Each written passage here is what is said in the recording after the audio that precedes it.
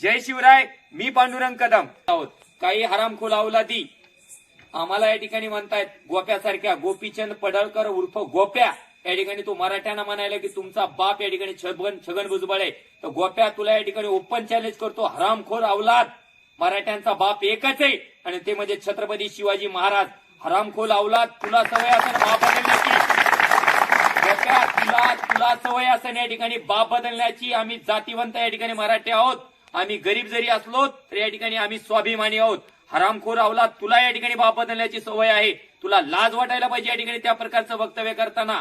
गोपीचंद पडळकर, तुला पुन्हा एकदा या ठिकाणी ओपन चॅलेंज आहे. तू आमचे एवढे जरी या निर्वाडीचे जरी मराठी आले ना, तू पळून जाशील. तू लक्षात आलं का? पुन्हा म्हणून तुम्हाला मला बुटा छानले छापला. तुला बुटा नव्हते हाणायला पाहिजे, तुला काटेने हाणायला पाहिजे होतं त्या दिवशी. लक्षात आलं का? बुटा हाणणारे कोण होते त्यांचं आम्ही समर्थन करत नाही. ते कोण होते ते सुद्धा या ठिकाणी आम्हाला त्याबद्दल माहिती नाही. परंतु त्यांनी फक्त बुटा हाणले, त्यांनी तुला काटेने या ठिकाणी हाणायला पाहिजे होतं. ती तुझी लायकी आहे. इतक्या दिवस या ठिकाणी आम्ही बोलणं मुद्दा म्हणून टाळलं. परंतु या ठिकाणी तू जरा अवकात या ठिकाणी वाढवत आहेस. तुझी अवकात काय आहे? तो बाप कोण आहे? तुझे बाप किती आहेत हे आमच्या सगळ्या या ठिकाणी मराठ्यांना माहिती आहे की तुझे बाप किती आहेत आणि तुझा बाप नेमका कोण आहे आणि तुझा बाप नेमका तुला का गप्प बसवत. म्हणजे तुझा बाप तू किती जरी भोकला तरी तो बाप का गपची बसतो हे सुद्धा या ठिकाणी आम्हाला माहिती आहे. आणि तू त्या बापाच्या आदेशाहूनच या ठिकाणी मराठ्यांच्या विरोधामध्ये या ठिकाणी भुंकण्याचं काम करतोयस. आणि दुसरी महत्वाची गोष्ट, तू काय म्हणायला लागला की या ठिकाणी सुज्ञ मराठ्यांनी समजून घ्यावं, मनोज जरांगे पाटलाच्या पाठीमागं उरा म्हणे. चिपड्या, तू सांगूच नको आम्हाला. तू चिपडा आहेस, तू बिलकुल सांगायचं नाही. आम्ही सुज्ञ मराठे आहोत तर आपण सुज्ञ मराठे कोणाच्या पाठीमागे आहोत? मनोज जरांगे पाटील, तुम आगे बढ़ो.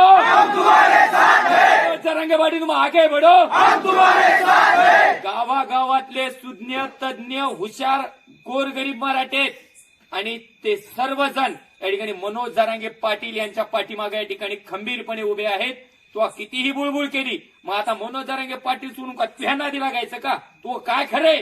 तो आज ह्या पक्षात, उद्या त्या पक्षात, परवा त्या पक्षात, तो 1000 पक्ष बदलणारा या ठिकाणी माणूस आहे. आणि तू काय आम्हाला न्याय देणार आहेस? आणि तू ही काय भाषा करायलास तू की मराठ्यांनी आता समजून घ्यावं, मनोज जरांगे पाटलांच्या पाठीमागं उभं राहू नये, नाही त्या ठिकाणी तुम्हाला पुढे परिणामाला म्हणजे सामोरं जावं लागेल. तू कोणत्या परिणामाबद्दल बोलायलास तू? आम्ही मराठा आहोत आणि आम्ही आतापर्यंत मराठा समाजातील बांधव, सर्व समाजातील बांधवासोबत या ठिकाणी गुण्या गोविंदाने राहत आहोत आणि आतापर्यंत राहत आलेलो आहोत. आम्ही आतापर्यंत कोणालाही त्रास दिला नाही आणि यापुढे भविष्यात कोणाला सुद्धा त्रास देणार नाही.